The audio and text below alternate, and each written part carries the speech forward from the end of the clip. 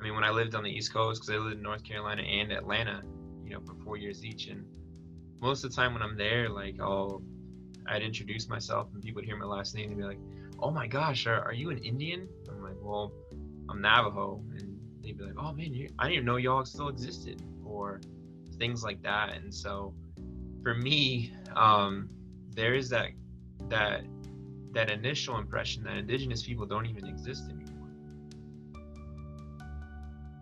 Indigenous people in my hometown represent about 8% of the population, but yet indigenous people represent 52% of the arrests in my hometown. And then we also represent that same 8% of people represent 87% of the arrests for public consumption. The truth of it is, if you look into statistics, if you look into ACEs studies, adverse childhood experience studies, it does show that indigenous people, we do endure more trauma than really almost any other demographic. But in that same sense, if you look at the correlations with drinking and depression and things like that, indigenous people actually drink less.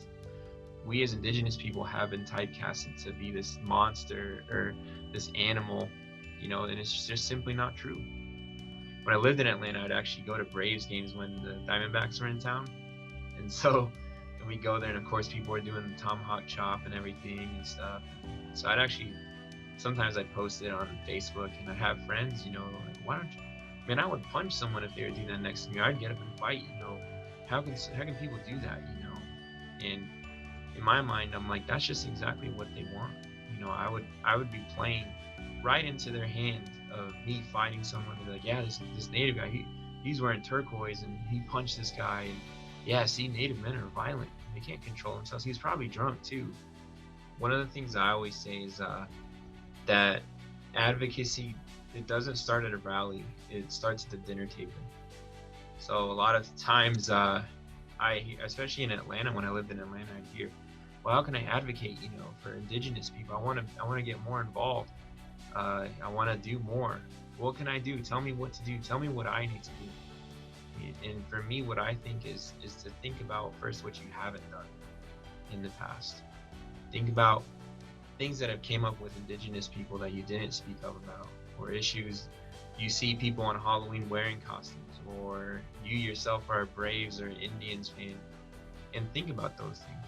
Having the humility to first look at yourself, because you have to interrogate your own identity with it. And that goes for really trying to relate to any marginalized community or community of color, is first recognizing your relationship with them. If you want to know more, you can know more on your own accord. The resources out there, the authors out there, there's some spectacular indigenous authors. And so look into them, look into indigenous people, and at times think about the things that you hear from other cultures that you don't hear about indigenous people. From other communities, you may hear about revered activists, and so like when living in Atlanta, you hear a lot about, Thurgood Marshall and Malcolm X and Martin Luther King. But I'd always ask people who were looking to know more, I'm like, name one prolific indigenous activist from the past, or one now. And a lot of people can't do it, But if you Google them, they're there.